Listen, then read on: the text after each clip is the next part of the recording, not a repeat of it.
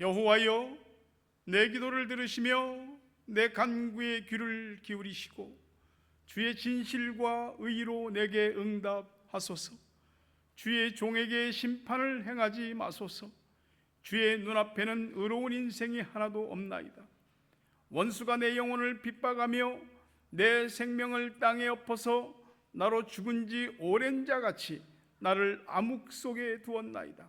그러므로 내 심령이 속에서 상하며 내 마음이 내 속에서 참담하니이다. 내가 옛날을 기억하고 주의 모든 행하신 것을 읊조리며 주의 손이 행하는 일을 생각하고 주를 향하여 손을 펴고 내 영혼이 마른 땅같이 주를 사모하나이다. 셀라. 다 같이 읽습니다. 여호와여, 속히 내게 응답하소서. 내 영이 피곤하니이다. 주의 얼굴을 내게서 숨기지 마소서. 내가 무덤에 내려가는 자 같을까 두려워하나이다. 아멘. 시간은 우리가 붙잡아도 지나가더라고요. 그래서 갈수록 완연한 봄이 되는 것 같고 저녁에 해가 훨씬 더 길어진 것 같은 그런 나날들을 보내고 있습니다. 한 주간 동안도 살아가시는 여러분의 모든 삶에 하나님의 은혜가 있었듯이 오늘도 여러분을 향한 하나님의 은혜와 복주심이 이 예배를 통하여 말씀을 통하여 내려지게 되기를 주의 이름으로 축복합니다. 서로 함께 인사할까요? 사랑합니다. 사랑합니다. 축복합니다. 네. 같이 읽습니다. 상처 없는 사람 없습니다. 아픔 없는 사람 없습니다. 심령이 상하고 마음이 참담해 보지 않은 사람 없습니다. 하나님, 내게 속히 응답해 주옵소서. 아멘. 우리 아이들이 또는 학생들이 저를 부르는 호칭이 여러 개 있습니다. 아직도 애들이 정립이 안 된 거죠. 어떤 애는 나를 보면서 아저씨 그러고 또 이제 어떤 우리 학생은 날 보고 선생님 하기도 하고 어느 날 학생들 가르치러 드리몰에 들어갔더니 저를 보고 교수님 그러더라고요. 제가 목사입니다. 설교하는 목사입니다. 오늘도 하나님이 여러분에게 주신 은혜가 넘칠 줄로 믿습니다. 우리는 지난주에 우리나라의 그 한강이라고 하는 작가가 노벨 문학상을 받은 걸 얘기를 들었습니다. 아시아 여성으로는 최초이고 우리나라 그 노벨상으로는 고 김대중 대통령 이후에 우리나라 두 번째지요. 여성이 노벨 문학상을 받은 게 참 귀하죠. 개인에게도 아마 우리 국가적인 측면으로도 영예로운 일이라고 생각합니다. 우리가 외국에 나와서 살면서 느끼는 것은 그 나라의 위상이 곧 외국에 살고 있는 우리의 자긍심과 위상과 직결되어 있습니다. 한국이 얼마만큼 사람들에게 크게 각인되느냐에 따라서 우리의 위치도 달라지는 거죠. 이 문학상에 세계 3대 문학상이 있습니다. 이 스웨덴의 노벨 문학상, 영국의 인터내셔널 맨 부커라고 하는 그룹에서 이 상을 후원했기 때문에 맨 부커상입니다. 그 다음에 프랑스의 공크루 문학상입니다. 이 한강 작가는 2016년도에 채식주의자로 이 국제 맨 부커상을 받았죠. 그때 저도 그 소식 맨 부커상을 받았다는 걸 듣고 인터넷에서 주문해서 채식주의자를 읽어봤습니다. 뭐 지금 우리나라에서는 책이 엄청나게 팔려갖고 뭐 며칠 사이에 뭐 100만 부 이상 판매되고 뭐 다시 막 인쇄소들이 즐거운 비명을 지르고 있고 외국의 번역서들도 다 매진돼서 다시 또 중세하고 있다. 그런 얘기를 듣고 있습니다. 한강의 대표적인 저서는 채식주의자, 베지테리안입니다. 그리고 소년이 온다. 또 흰, 작별하지 않는다. 이런 책들이 뭐 국내외에 유명합니다. 저도 한강의 책은 많이 보지는 않았습니다. 채식주의자만 받고 나머지는 주로 서평을 통해서 제가 이제 접하게 됐는데 한강의 글에는 소외당한 자의 아픔, 그리고 그들의 저항, 이런 부분들이 상당히 많이 들어 있습니다. 채식주의자는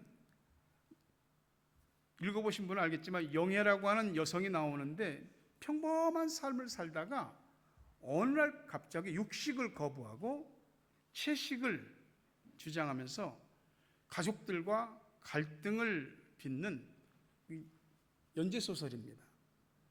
어느 날 자신이 살았던 모든 이 삶의 패턴을 바꿔버리는 거죠.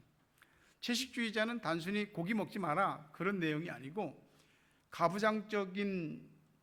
가부장하에서의 폭력, 그리고 자기에게 평상시에 오는 유무형의 압력, 이런 것들에 대해서 저항의 방법으로 채식과 금식을 하면서 결국은 자신이 누구인지를 얘기하고 잘못된 것이 무엇인지를 드러내는 거죠. 한강 작가는 인간 내면의 폭력성과 그거에 저항하는 사람들의 이 깊은 내면을 이 산문적인 글로 잘 표현했습니다.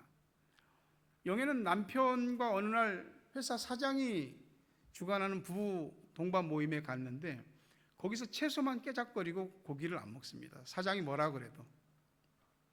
어느 날 집에서 막 억지로 고기를 먹으라고 막 입에다가 고기를 밀어넣으니까 그걸 거부하면서 그러면서 폭력을 당하고 그리고 자신의 손목을 긋고 병원에 실려가고, 나중에는 사람이 좀 이상한 사람처럼 보이는 것, 그런 상태가 돼서 그냥 공원에서 옷을 벗고 새까지 잡아 죽이고, 왜 이런 사람이 이상한 사람이 됐을까? 영애의 그런 모습 저변에는 어렸을 때 집에서 기르던 개에게 물렸던 기억이 있습니다. 그러니까 직간접적으로 이 폭력에 대한 상처가 있는 거죠. 개가 물었습니다. 근데 나중에 이 개가 지금 죄송합니다. 개를 식용하는 문제에 대해서 굉장히 이제 우리나라에서 시끄럽기도 한데 그 개를 잡아서 밥상에 올라왔습니다. 영애가 그 개고기를 먹었습니다. 자기가 희생자인 동시에 자기도 자기를 피해준 것에 대하여 포식자가 되어버린 거죠. 살면서 먹었던 많은 고기 덩어리들의 그 목숨이 명치 끝에 매달려 있다고. 계속 그 얘기를 하는 겁니다. 그리고 또 하나는 18살이 될 때까지 아버지의 손찌검과 폭력에 시달렸습니다. 이 개로 인한 일, 또 아버지로 인한 일, 이 일은 영애에게 굉장히 폭력의 트라우마가 생긴 거죠. 근데요, 놀랍게도 영애 자신이 폭력자가 되어갑니다. 그 결정적인 얘기가 동박새 한 마리를 잡아 죽입니다. 새 한 마리를 죽이고 자기 손에 움켜진 새를 이렇게 하고 한 손으로는 그 피를 핥는, 자기 손목에 흐르는 피를 핥는, 마치 개가 이렇게 핥는 것처럼 그런 모습이 연상되는 장면입니다. 이게 폭력으로 인한 상처가 또다시 폭력으로 이어지는 게 상처받은 자들의 그 잘못된 악순환인 거죠. 평생 보통 여자로 살아왔던 사람이 어느 날 이상한 사람처럼 된 겁니다. 결국 영애는 정신병원에 입원하게 되고요. 나중에 채식마저도 거부하고 서서히 죽음에 다가가는 그런 내용입니다. 상처는 말이죠, 사람을 변하게 합니다. 상처는 사람마다 복잡합니다. 그 상처는 우리에게 흉터를 남기고 상처는 우리를 상처의 감옥 속에 가둡니다. 상처로 인해서 트라우마가 생기지요. 극심한 스트레스로 인해서 불안감과 정신불안과 공황장애 이런 것들이 생기기도 하는 겁니다. 근데 말이죠, 치유되지 않은 상처는 언제든 터져 나오게 됩니다. 상처가 없으면 좋은데 상처는 생깁니다. 그 상처가 우리를 위축하게 만들고 소극적이게 하고 자꾸 그늘과 뒤에 숨게 하는 거죠. 여러분은 상처가 있습니까? 어떤 상처입니까? 그거 언제 어디서 시작된 상처예요? 그 상처 때문에 혹시 지금도 우리가 계속 상처와 고통을 받고 있습니까? 우리는 여기에서 하나님의 은혜로 치유와 회복이 되어야 합니다. 아이들에게 설교했지만 하나님께서는 여러분의 상처에 새살이 돋게 하시는 은혜를 주실 줄로 믿습니다. 우리는 완전하지 않아요. 부족하고요, 연약하고요, 약점이 있어요. 근데 그게 나한테 큰 부담감이 되고 그것이 내 인생을 옥죄고 사람들 앞에 서지 못하게 하고 자꾸만 땅만 바라보고 숨게 하고 그럽니다.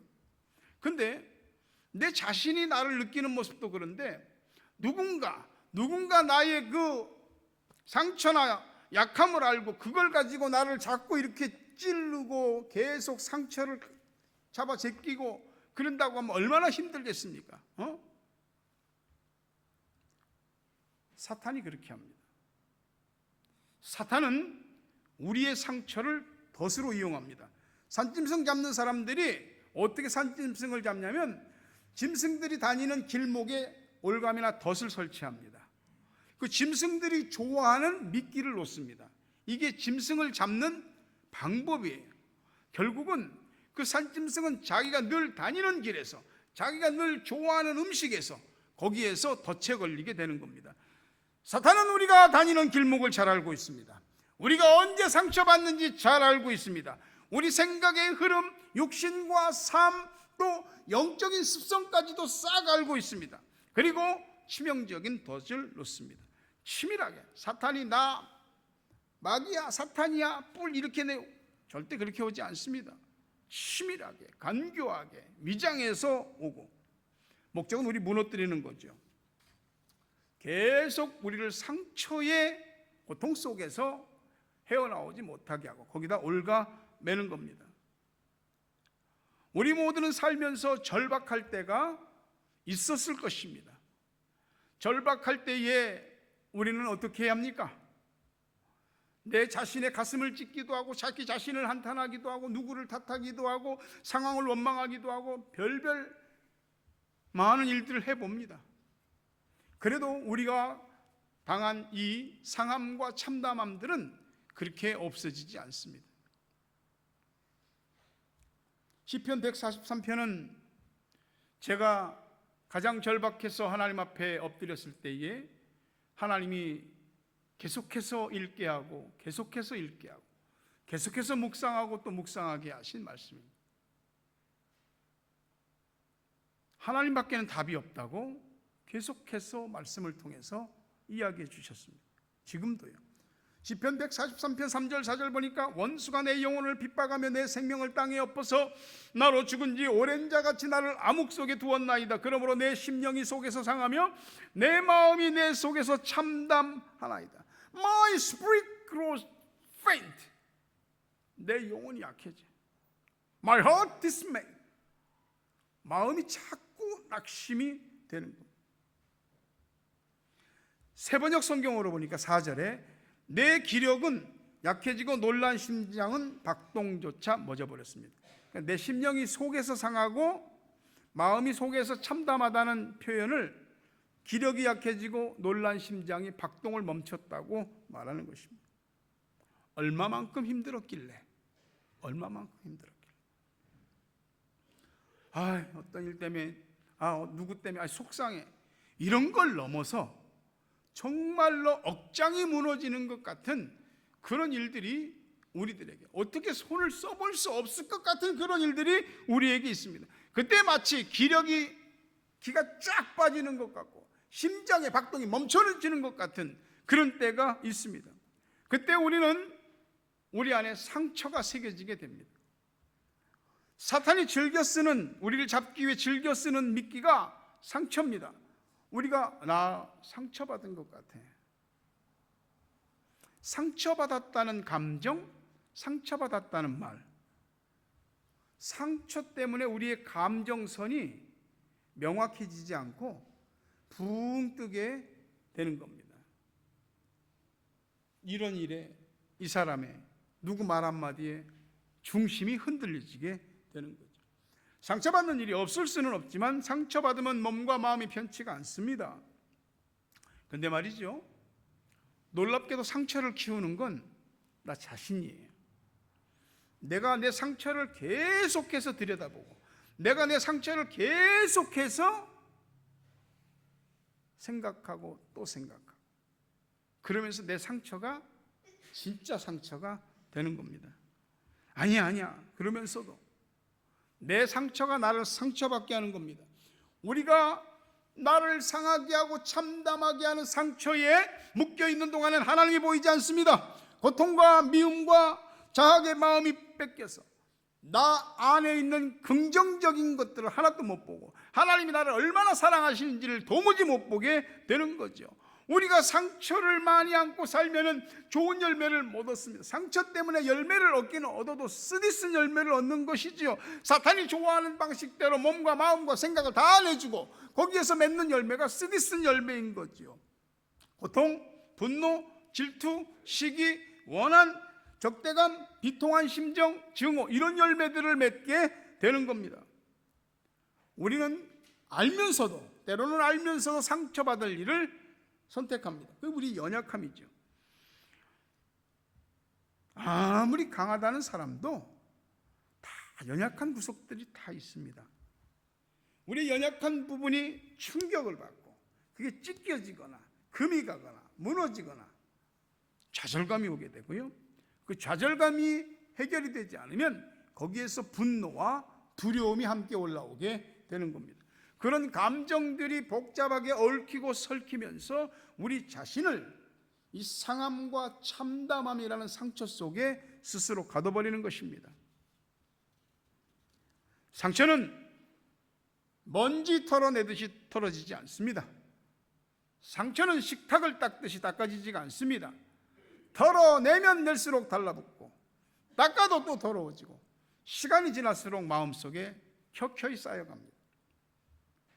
남들 다 초대받았는데 나만 못 받아서 왜 나만 뺐지? 응? 어려서 부모님들의 불화를 보고 자랐습니다.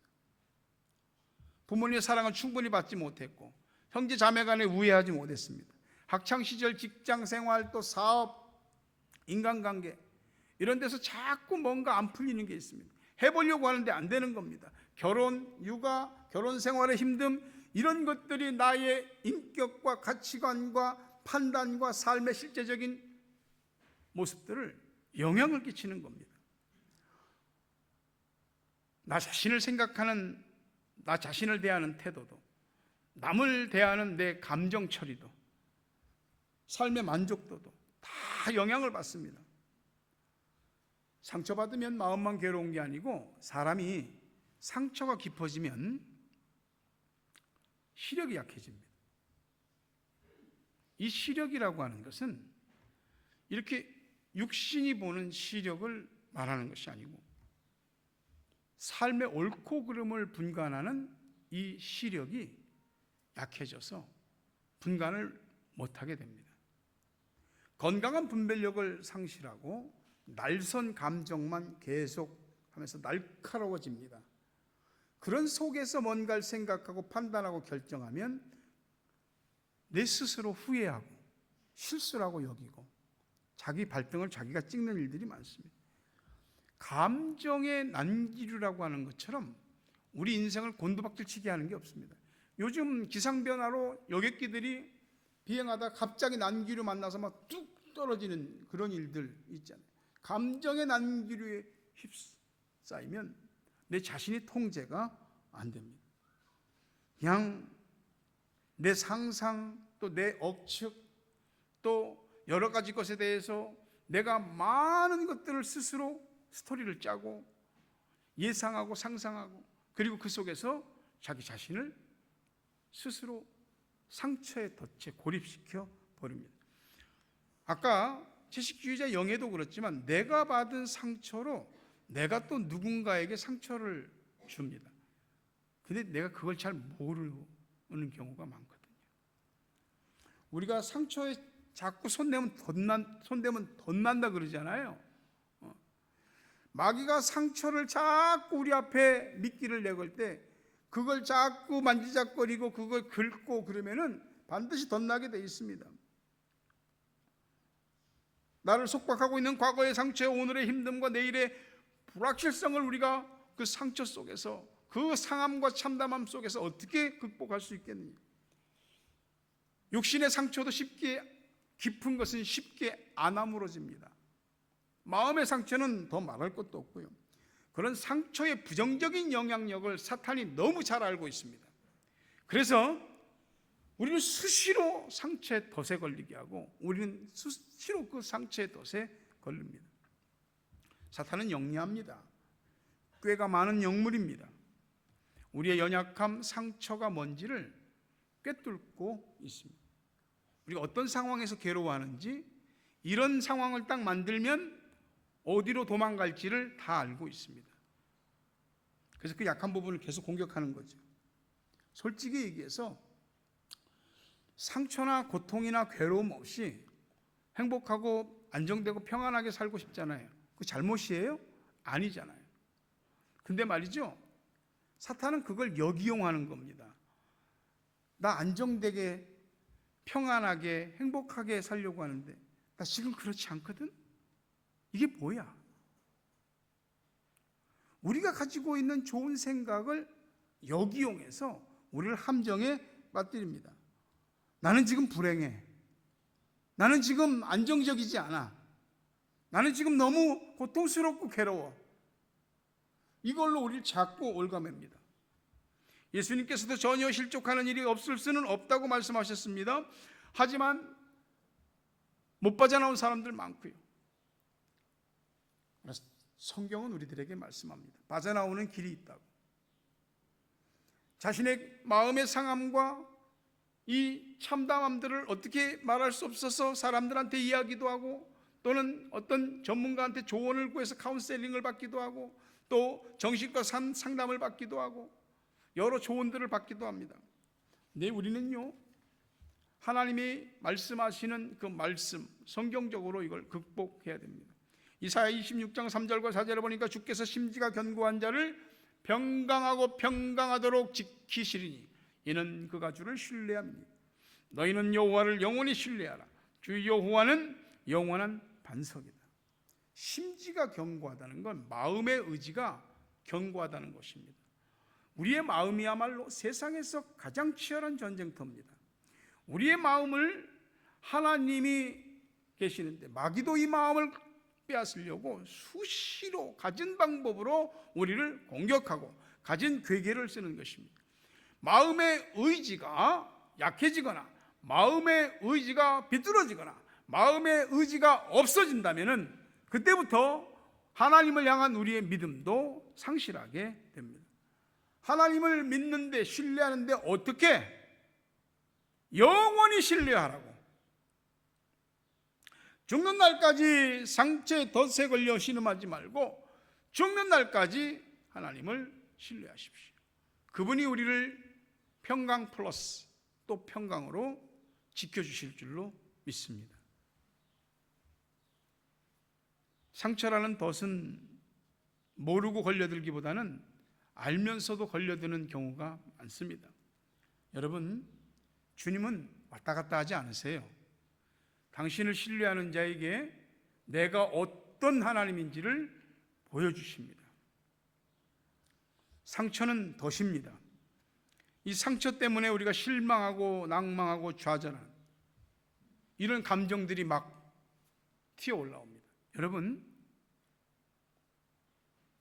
선택하셔야 됩니다. 어떤 일로 또는 어떤 사람으로 인한 상처 때문에 내가 실망과 상심과 좌절과 절망을 선택할 것인지, 아니면 하나님을 신뢰할 것인지. 훈련입니다.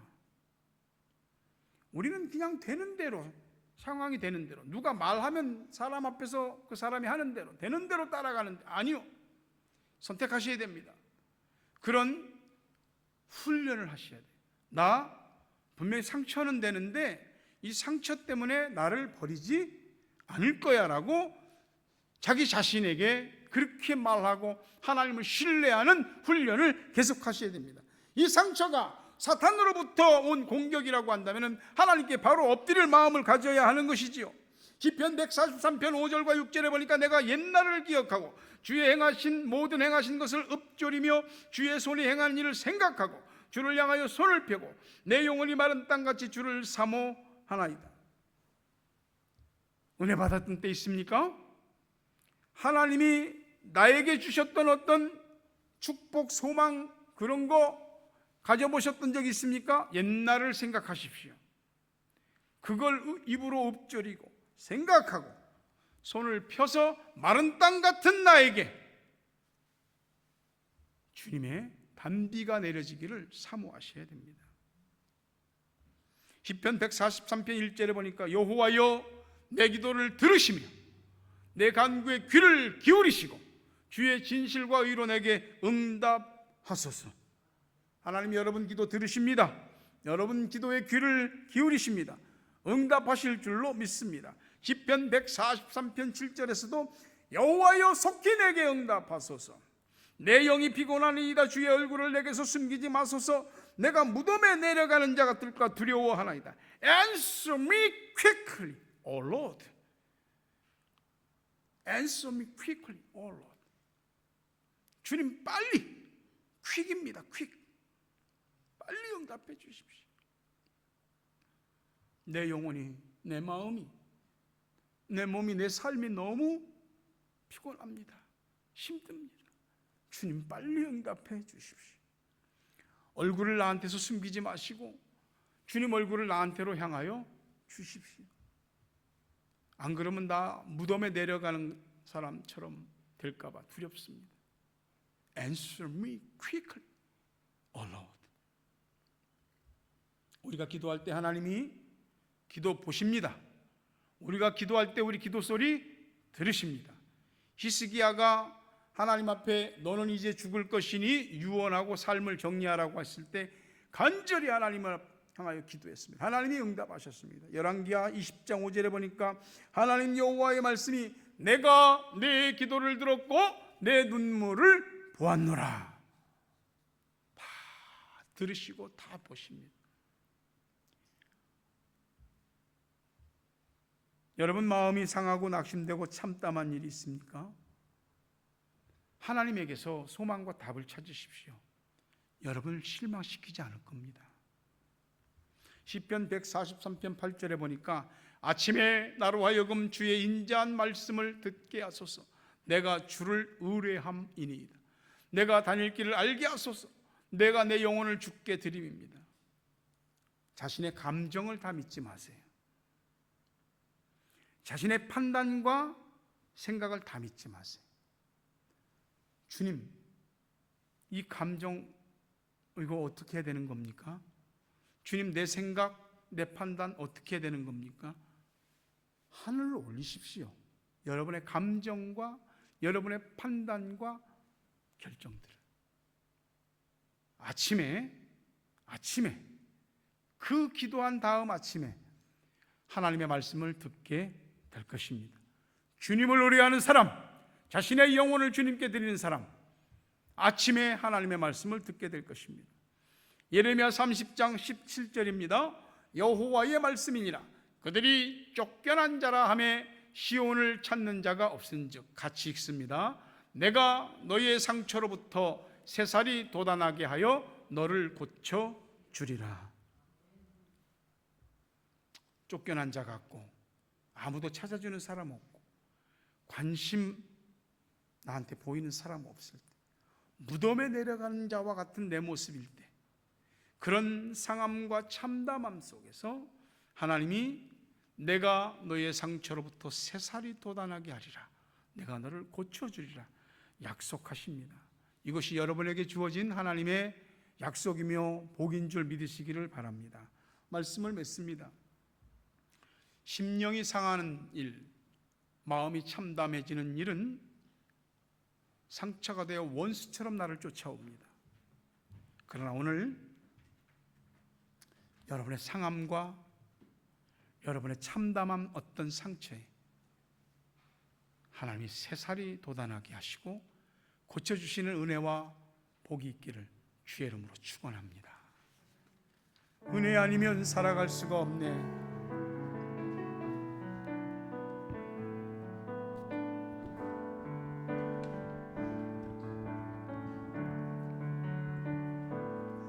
은혜 아니면 살아갈 수가 없네.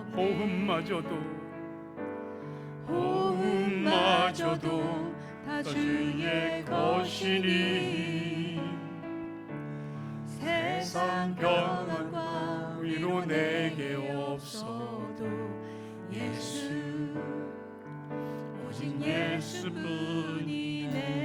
은혜 아니면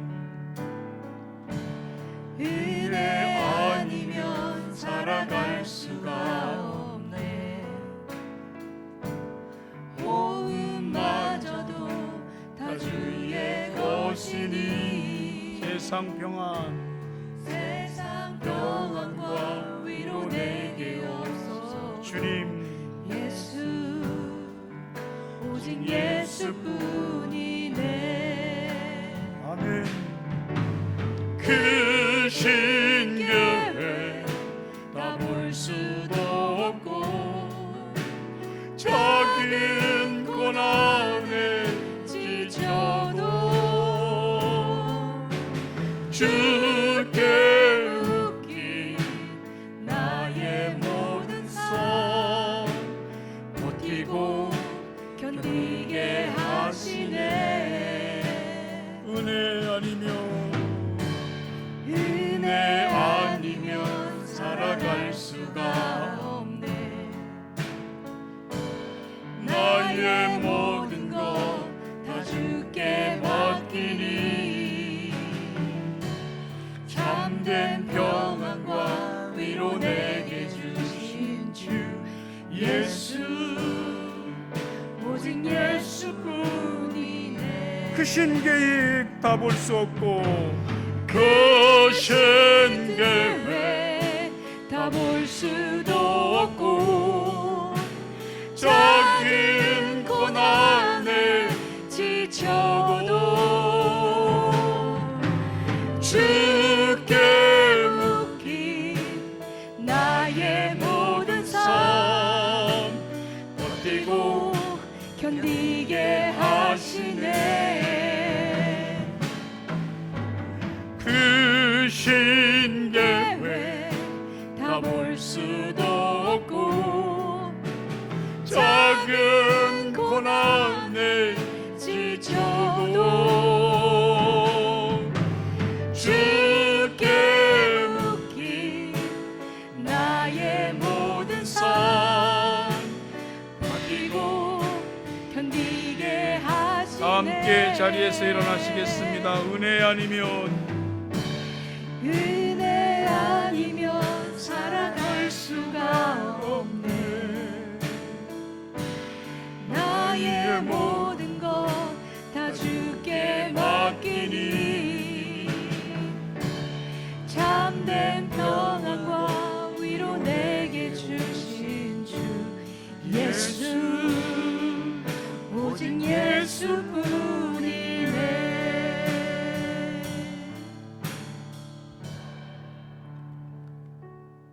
우리 합심해서 기도합시다.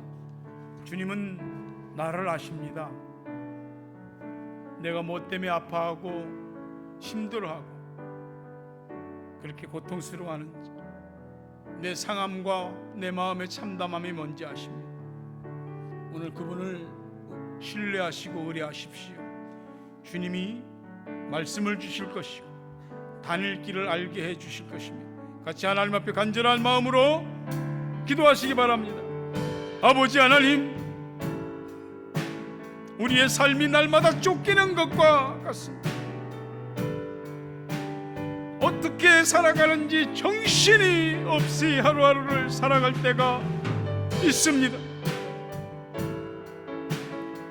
그렇게 내가 몸부림치는데 내 앞에 나를 짓누르는 일들은 여전하고 심령이 상하고 마음이 참담한 일은 사라지지가 않습니다. 아버지 하나님, 사람에게서 위로를 얻으리이까 오직 하나님을 통해서 우리의 모든 것들이 위로받고 주님이 상처에서 새살이 돋아나게 하시고 고쳐주시는 은혜를 입게 되는 줄 믿습니다. 살아계신 아버지 하나님, 아픈 사람들, 상처받은 사람들, 남들에게 다 말할 수 없는 마음의 깊은 무거움을 갖고 사는 사람들, 우리 교인들 지켜주십시오. 찾아가 주시고 저들을 만나 주시고 하나님의 은혜로 우리의 마음이 평강해지고 또 평강해지고 우리의 상처가 아물고 새살이 돋아나고 우리의 오래된 것부터 지금에 이르는 모든 것까지 다 고침받게 하여 주시옵소서. 은혜 주실 줄로 믿습니다. 아버지 하나님을 신뢰하는 자 평강으로 인도해 주시옵소서. 아멘. May the grace of the Lord Jesus Christ and the love of God and the fellowship of the Holy Spirit be with you. 예수 그리스도 은혜와 하나님 아버지 사랑과 성령님 교통하심 은혜 복 주심이 모든 아픔과 약점과 상함과 상처와 참담함을 이기고 주님을 인하여 새살이 돋고 고침받고 새롭게 되기를 원하는 성도들 머리 위에, 저들의 가정, 자녀, 생업 위에, 고국 땅과 세계 각처에 있는 사랑하는 우리 가족들, 기도의 동역자들 위에, 함께 예배드리는 믿음의 식구 위에 이제부터 영원토록 함께 있을지어다. 아멘.